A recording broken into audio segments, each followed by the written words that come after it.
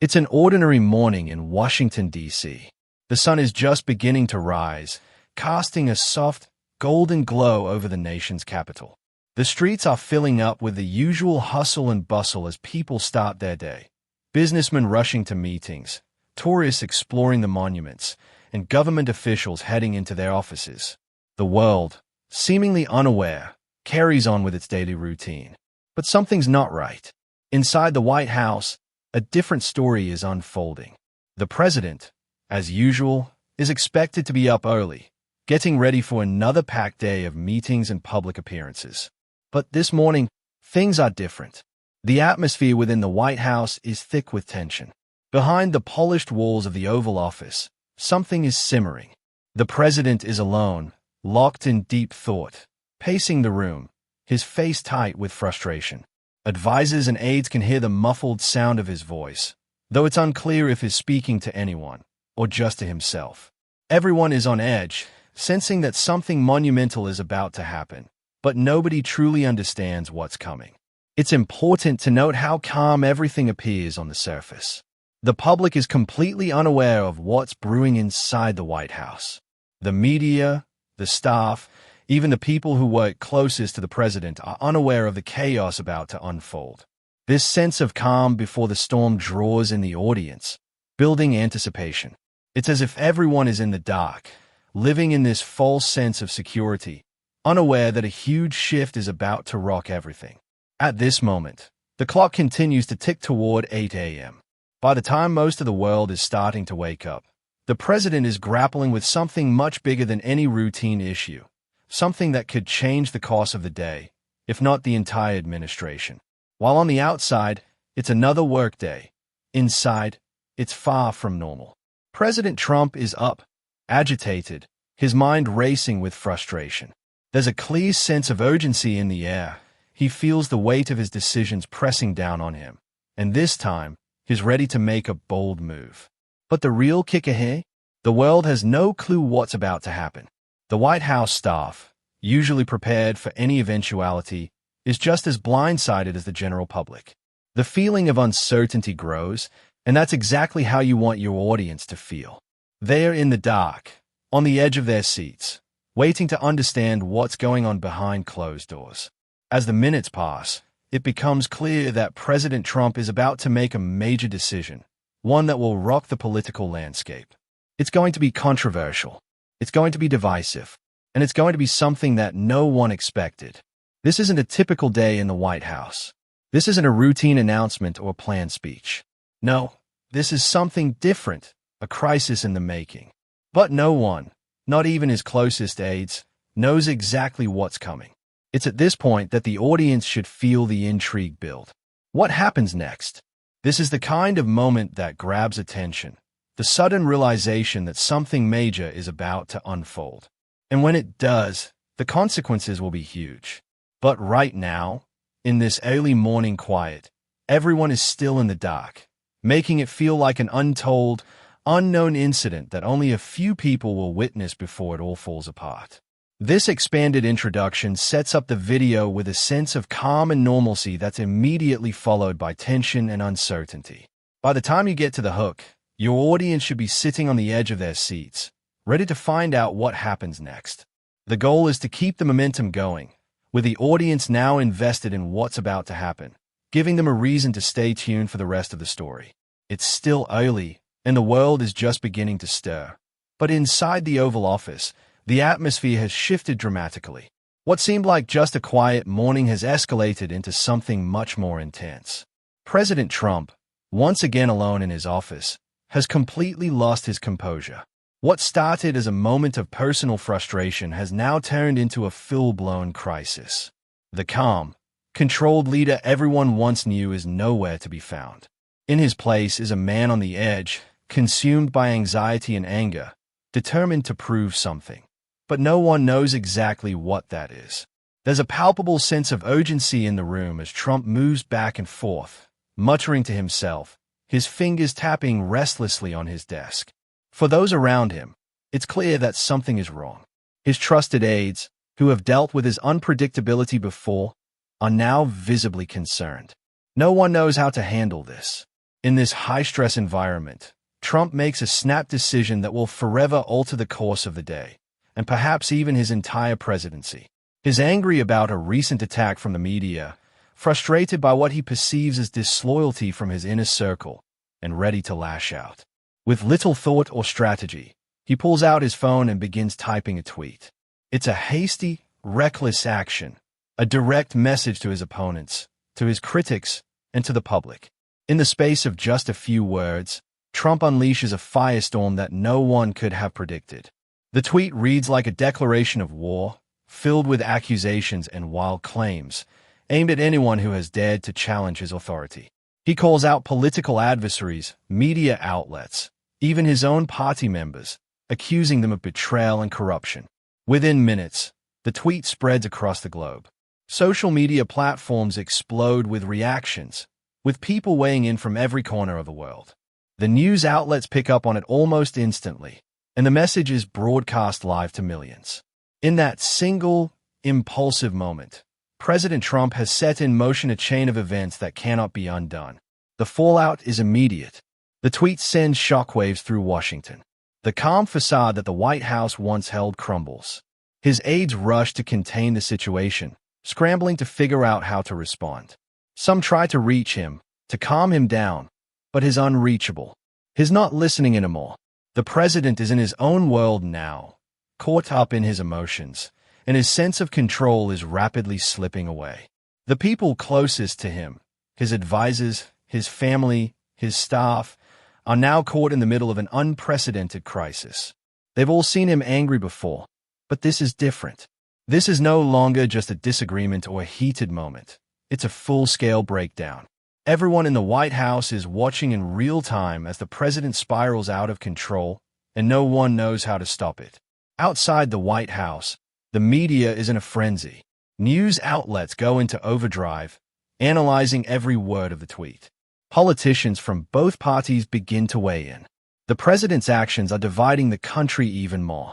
Some are defending him, claiming he's simply fighting back against the establishment, while others are horrified by his words and behavior. People begin questioning his fitness for office, speculating on whether his leadership is now untenable. The White House press room is packed with reporters, all eager for answers. The president's press secretary, who's been through countless media scrums before, looks visibly shaken. He struggles to provide a coherent explanation, but there's no denying that the situation is out of control. The tweet was just the beginning. The ramifications are already starting to spiral, and no one knows how to stop it. Behind the scenes, those within the administration who have always had Trump's back now find themselves divided. On one side, the loyalists, those who have supported him through thick and thin, argue that the president is right to stand up for himself, that the media and political elites are all out to get him. They urge him to stay strong, to double down on his rhetoric. On the other side, those who have grown weary of his impulsiveness start to question whether they should continue supporting him. Some quietly begin to distance themselves, expressing concern to colleagues about the damage this could do to the administration's credibility. Within his own team, the seeds of doubt are being planted. The chaos within the White House mirrors the growing unease across the nation. People are beginning to question whether this is the kind of leadership they want, whether this is a moment that defines his presidency in the worst possible way. But for Trump, none of that matters. He's in fight-or-flight mode, and at that moment, his only focus is on protecting his reputation and proving he's the one in control. As the day unfolds, the situation grows more dire. Every minute brings more media coverage, more public criticism, and more internal dissent. The chaos that began with a single tweet now threatens to consume everything in its path. What started as an isolated incident is quickly evolving into a full-blown crisis, one that might be impossible to contain. The president's actions have set in motion a series of events that are beyond his control. His inability to stop or even recognize the damage is causing only exacerbates the situation. The day that began like any other has now become a defining moment, one that could alter the course of his presidency. The moment President Trump's tweet hits the world stage, the fallout begins almost instantly. The news spreads like wildfire, and within moments, the political and media landscapes are rocked. The tweet is not just controversial, It's incendiary. It's filled with wild accusations and harsh criticism of his enemies, both within his own party and in the opposition. It isn't just an isolated moment of anger. It feels like an all-out declaration of war on those who challenge him. And everyone is watching. Inside the White House, the chaos is immediate. His staff, already on edge due to his earlier mood, is now scrambling to manage the growing disaster. Some aides, who have spent years trying to maintain a positive public image of the president, find themselves caught between damage control and protecting the president's image. The public relations team races to calm the media, but there's no control over the narrative anymore. The story has already been picked up by every major news outlet. The crisis is already bigger than anyone could have anticipated. As the news spreads across the country, the tension inside the White House reaches a boiling point. Trump's closest advisors and team members exchange nervous glances, knowing that their jobs and the future of the administration are now on the line. They've seen the president angry before, but this is different. The tweet was impulsive, reckless, and threatening. No one could predict how far he was willing to go to defend his honor. Some aides rushed to Trump's side, but he's unreachable. He's locked himself in his office, surrounded by a select few who share his views and are urging him to double down on his actions. On the other side, there are those who know that the situation is spiraling out of control and are desperately trying to reach him, attempting to talk him down from the brink. The president, however, seems consumed by anger and refuses to back off. It's a power struggle inside the White House and within Trump's own mind. While the White House is in turmoil, the response outside is swift and unrelenting. The media is in a frenzy, dissecting every word, every phrase from a tweet. Talking heads on every news channel argue about whether the president has crossed a line. The story is on the front page of every major newspaper, with some questioning if this marks the beginning of the end of Trump's presidency. Headlines scream, unhinged, breaking point, political crisis, as the press races to cover every new development. Politicians from both parties immediately react to the tweet. On one side, many Republicans express concern. They fear that Trump's behavior has once again put the party in jeopardy, as his increasingly erratic actions alienate key voters and moderate conservatives. On the other side, Democrats see an opportunity to launch a full-scale attack, accusing Trump of undermining the integrity of the office and jeopardizing national stability. Some Republicans, who have long stood by Trump, try to brush off the incident, claiming that the media is overblowing the situation. But others, people who have been his most ardent supporters, start to turn against him. They worry that this outburst could be the straw that breaks the camel's back. The situation is beginning to look not just like a temporary embarrassment, but a potential permanent fracture in Trump's ability to lead. Behind the scenes, the cracks in the administration are becoming undeniable.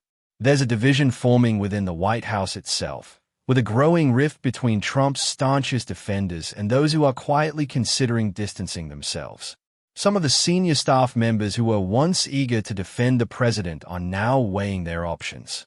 In private conversations, they wonder how much more they can take before the situation becomes untenable. For the first time, whispers of discontent and doubt fill the halls of the White House. Staff members, who were once part of the president's loyal inner circle, are questioning whether he's still fit to lead. The question hanging in the air is a simple one.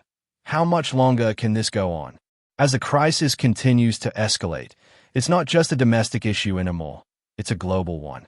Foreign leaders are closely monitoring the situation, and some begin to express concern about Trump's stability. World leaders, who have often walked a fine line when dealing with Trump, now have to make difficult decisions about how to proceed. Some countries, especially those with tense relationships with the U.S., may see this as an opportunity to push back on Trump's foreign policy initiatives. At the same time, traditional allies, who had once viewed Trump as an unpredictable yet reliable partner, begin to question whether the U.S. is still a stable leader in the global arena. Countries like Germany, France, and Canada start to re-evaluate their strategies in relation to the U.S., wondering if they can still rely on Trump's leadership or if they need to shift course in anticipation of the next crisis. On social media, the president's tweet has become a viral sensation. Every tweet, comment, and repost adds fuel to the fire. Users from every political spectrum weigh in with their opinions, using hashtags like #TrumpMeltdown and #Crisis in the White House. The virtual world becomes a battleground for the narrative, with memes, commentary, and outrage flooding the internet. It becomes a defining moment for many, as people on both sides of the aisle take to social media to either defend or condemn the president's actions. The tweet quickly transforms from a political issue into a social phenomenon, with people discussing it at the water cooler, at bars, and on social platforms. It's not just about politics anymore. It's become a part of the public conversation, one that people can't stop talking about. But the longer this crisis lasts, the more divisive it becomes, and the more damaging it is to Trump's image. The White House, already on edge, now faces an existential question. How can they rein in the damage caused by Trump's actions? The president's closest allies, those who have stood by him through thick and thin, start to realize that this moment could define his presidency, one way or another. His decision to go on the attack, to lash out at his critics, has sparked a firestorm that shows no signs of dying down. Meanwhile, those within his administration who have always been focused on stability and control now feel the weight of the situation pressing on them.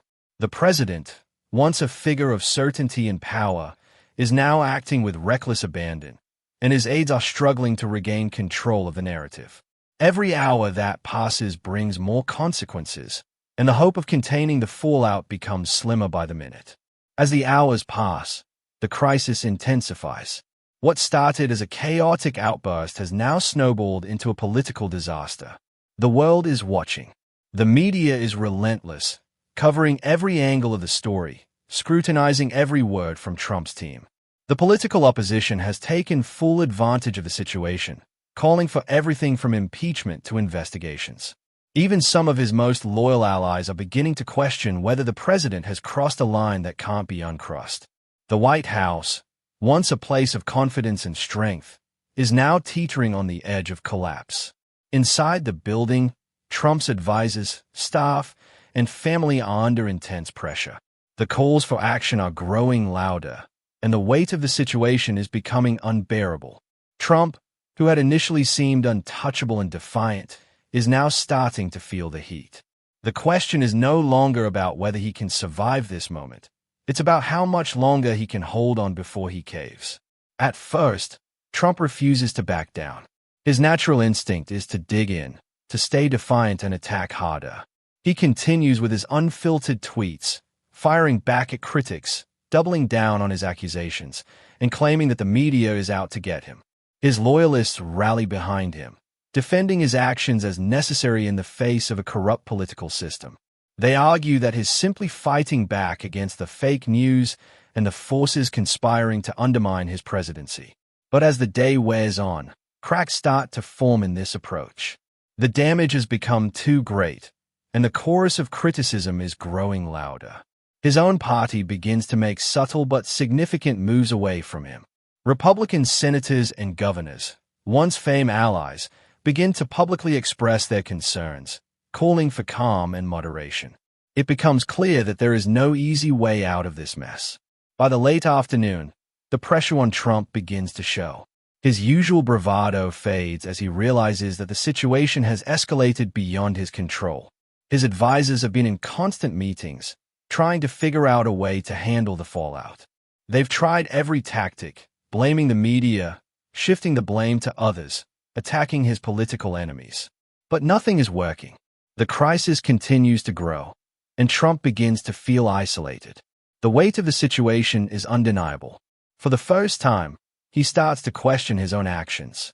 He begins to reflect on the consequences, not just the political ramifications, but the personal toll the situation is taking on him. He's been fighting this battle alone, but now he's starting to hear the whispers from his inner circle. Maybe you need to dial it back. Maybe it's time to step down for a moment, apologize, and rethink the approach.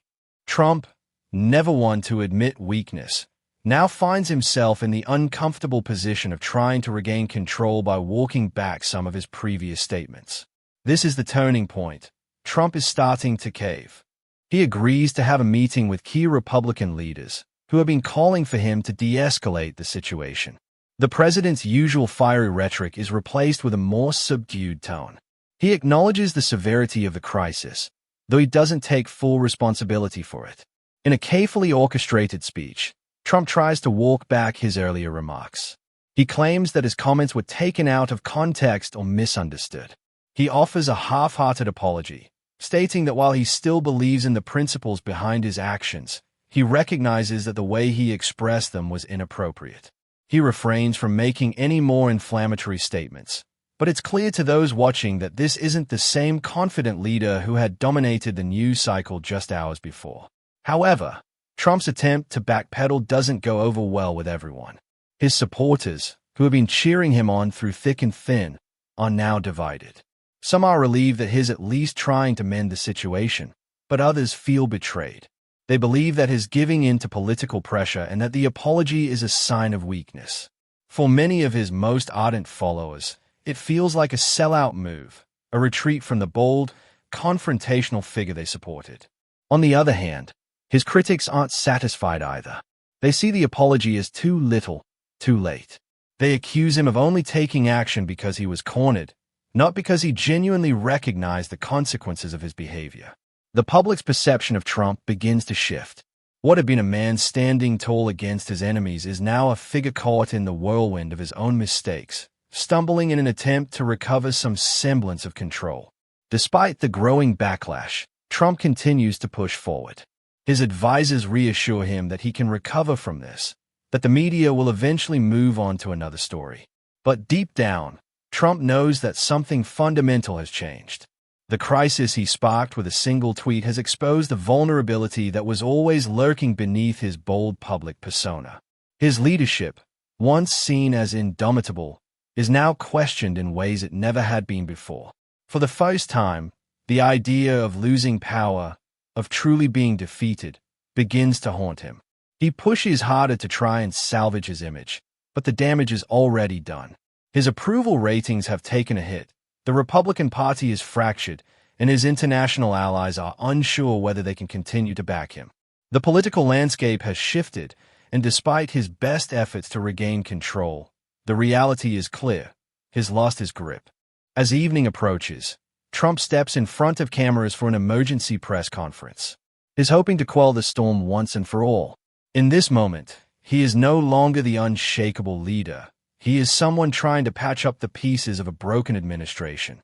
His words are measured, more cautious, and for the first time, he appears vulnerable. This is not the president that the public is used to seeing, and the change is striking. The press conference, while attempting to calm the chaos, does little to erase the lingering doubts. Some see it as a necessary step in saving face. Others see it as a sign that Trump has lost the battle.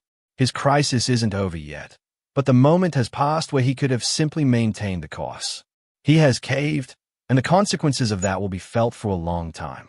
Even after his attempt to backpedal, the crisis continues to grow, and President Trump's control over the situation continues to unravel. What began as a moment of frustration has now morphed into a full-blown political disaster, and there's no easy way out. Despite his press conference and the reassurances from his advisors, the president cannot stop the tide of backlash that's coming from all sides. As the days pass, the fallout spreads like wildfire, reaching new heights. His initial supporters, who once saw him as a powerful force against the establishment, are now beginning to waver. Those who backed him unconditionally are starting to question whether they made a mistake. Some of his most loyal allies, those who had always stood by him, begin to express doubt, feeling the weight of the political damage caused by his actions. The White House is in disarray. Staff members are now openly questioning their roles. They are realizing that the administration is not just fighting political opponents, but also a battle for survival within its own ranks. Some aides who had previously been steadfast in supporting the president now find themselves divided, unsure if they can continue enabling his behavior. The once tightly knit team is showing signs of cracking. The public trust in the president continues to erode. Once seen as a symbol of defiance and strength, Trump is now perceived as erratic and unpredictable. His earlier decisions have placed him in a position where his authority is being questioned, not just by his political opponents, but by those who once revered him. The public, already polarized, is now more divided than ever. News outlets continue to hammer him with live updates and analyses of his every move. Even after his attempt to walk back his previous remarks, his actions continue to dominate the headlines. What began as a chaotic tweet is now a full-scale media frenzy, with every commentator offering their take on whether Trump's presidency can survive the damages done. The public is being constantly reminded of his instability, and the more they hear, the more concerned they become. As the days pass, it becomes clear that Trump's political allies are distancing themselves. Some moderate Republicans, once loyal to him, begin to speak out, urging him to tone down his rhetoric and reconsider his approach. Others, seeing the political winds shift, seize this moment as an opportunity to distance themselves from the president and distance the party from the chaos that has followed him. The defections begin with smaller figures, local leaders, lesser-known senators, who express their concerns. But soon, more prominent figures join the chorus. Key Republican senators, people who have been integral to Trump's legislative efforts, speak out against his recent actions. They call for a return to civility and stability, some even hinting at the possibility of impeachment if the situation continues to spiral. This public disapproval from within his own party is a blow Trump didn't anticipate, and it deepens his sense of isolation. His attempts to placate his critics and rebuild relationships only seem to highlight his growing irrelevance. The more he tries to fix things, the worse it gets. What was once a unified party is now fractured, with some refusing to back him and others struggling to maintain the appearance of loyalty. It's a complete breakdown of his political base. The international implications of Trump's loss of control become more evident with each passing day. World leaders who once viewed him as a valuable ally are now reconsidering their positions. Some foreign governments begin to publicly question whether they can continue their partnerships with the United States under Trump's leadership. Countries that were previously aligned with him begin to seek out more stable alternatives. The damage goes beyond just a loss of political capital. It affects the United States' standing on the global stage. Allies in Europe, Asia, and the Middle East now question whether they can rely on Trump to be a steady partner. Foreign policy decisions that were once assumed to be supported by the president now face uncertainty. Trump's inability to manage a domestic crisis shakes the confidence of those who had placed their trust in him. Internally, the rifts within the White House continue to widen. Staff members who had always stood by Trump are now openly discussing their future. Some start to look for ways to distance themselves from the president, while others choose to remain loyal but become more openly critical behind closed doors. Whispers of discontent grow louder, and it's clear that the administration is no longer a unified front. The chaos that Trump once thrived on now seems to be tearing everything apart. Senior staff members are caught in the middle of a battle they didn't sign up for. They are constantly caught between defending the president and managing the fallout from his behavior. The situation feels increasingly like a sinking ship, and those aboard are trying to figure out how to survive it. The question becomes, can the administration be salvaged, or is it too far gone? As the collapse continues, one of the central issues that arises is Trump's mental state. Publicly, he tries to present a picture of someone who's still in control, but the cracks are becoming more and more apparent. The public begins to question whether Trump is fit to lead. His impulsiveness, his inability to handle criticism, and his erratic behavior all point to deeper issues. The president is becoming more isolated, retreating into his own world as the pressure mounts. He still maintains a strong front, but it's clear that he's losing his grip on both his administration and his political power. His ability to make decisions with clarity has been compromised, and it shows in the way he handles the crisis. The longer this goes on, the more damage it causes. People are beginning to ask questions that they never would have before. Is he still the right person for the job? Will the country survive a presidency defined by such chaos and instability? By now, it's clear that the president is facing something far greater than just a political setback. The crisis that began with a single tweet has now spiraled beyond his ability to control. The trust of his party, his allies, his staff, and the public has eroded to a point where recovery seems impossible. Every effort to reclaim control only highlights the depth of the problem. It's not just about political fallout anymore. It's about whether or not President Trump can continue as the leader of the nation. His legacy, once seen as a strong challenge to the status quo, is now tainted by the chaos and unpredictability of his actions. The collapse is nearing its peak, and with it, the realization that his presidency may be in its final stages. As the dust settles and the chaos of the past few days begins to recede, the full scope of the fallout becomes clear. The president's once unshakable image is now permanently altered. The crisis that erupted from a single tweet has revealed deep fractures within his administration, his political base, and his personal character. The world watches as President Trump, who was once hailed as a defiant outsider, now faces a situation far beyond his ability to control. The public, which had once supported him with fervor, is now deeply divided. Some still cling to his leadership, but many others are disillusioned. His actions have pushed even his most loyal supporters to question his fitness for office. His approval ratings, once sky-high, have plummeted. What was once seen as a presidency defined by bold action is now remembered for chaos, instability, and impulsiveness.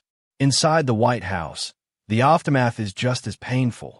Staff members who had spent years supporting the president are left to pick up the pieces. Many of them are uncertain of their future, wondering whether the administration can recover from this self-inflicted blow. Longtime allies who had stood by him through every controversy are now retreating, unwilling to continue supporting a leader who has shown such erratic behavior. The atmosphere in Washington has shifted from one of cautious optimism to one of deep uncertainty. Trump's legacy, once destined to be remembered as a bold disruption of the political establishment, is now in danger of being defined by this crisis. The fallout from his actions has overshadowed his earlier accomplishments, and many now view his presidency as one of turmoil and mismanagement. The damage to his reputation, both domestically and internationally, is profound. While some continue to defend him, it's clear that he is no longer the same figure he was just days before. The political world is left reeling. His allies, many of whom had once walked in lockstep with him, are now reconsidering their support. Some even wonder if his actions could lead to his impeachment, though that remains uncertain. The Republican Party is left fractured, its unity shattered by the storm that Trump himself unleashed. For the media, this crisis becomes a defining moment. The 24/7 news cycle continues to dissect every decision the president makes and every word he speaks, analyzing his actions from every possible angle. The narrative around his leadership has shifted from one of excitement and unpredictability to one of chaos and disillusionment. The public, for its part, is left uncertain about what to make of it all. The once staunch supporters of President Trump are now divided. Some defend him to the bitter end, convinced that he was simply standing up for himself in a world stacked against him. Others, however, are now questioning whether his leadership was ever truly sustainable. His behavior has triggered a debate about what kind of leader the nation needs: one who acts decisively, or one who can control their impulses and lead with steadiness and foresight.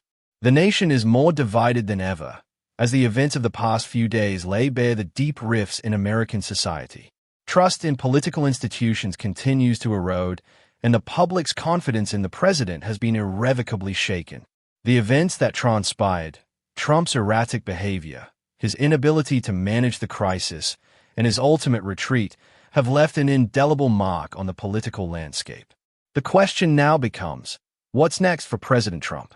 Can he recover from this crisis, or has this moment irreparably damaged his presidency? The fallout has raised questions not just about his leadership, but about the future of the political system itself. If a leader can fall so quickly from grace, what does that mean for the future of American politics? There's a sense that Trump, in attempting to exert more control, has only exposed his weaknesses. He was unable to stop the storm he created, and in the end, his political future seems less certain than ever. The nation now faces the reality of what happens when a leader loses control, not just of his actions, but of the narrative that once defined him. As the aftermath continues to unfold, there are many unanswered questions.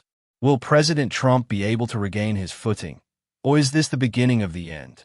Can he restore the faith of his supporters and political allies? Or has he crossed a line that can never be undone? For the moment, the crisis appears to have subsided, but its effects will be felt for months, if not years, to come. The damage has been done, and it will take time to assess just how deep the wounds go. The president's attempts to salvage the situation may be enough to hold on for a while longer, but there's no guarantee that this incident won't define the rest of his time in office. The final words of this story should leave the audience with a lingering sense of uncertainty and contemplation. The collapse of President Trump's control is not just a political story. It's a reflection of the dangers of unchecked power, impulsive leadership, and the fragile nature of political authority. In the end, Trump's presidency may be remembered as one defined by chaos, instability, and the consequences of losing control at the highest level of government. This isn't just about a political leader. It's about the broader implications for the nation and the world. The legacy of this moment is still being written, and only time will tell how it will ultimately be remembered.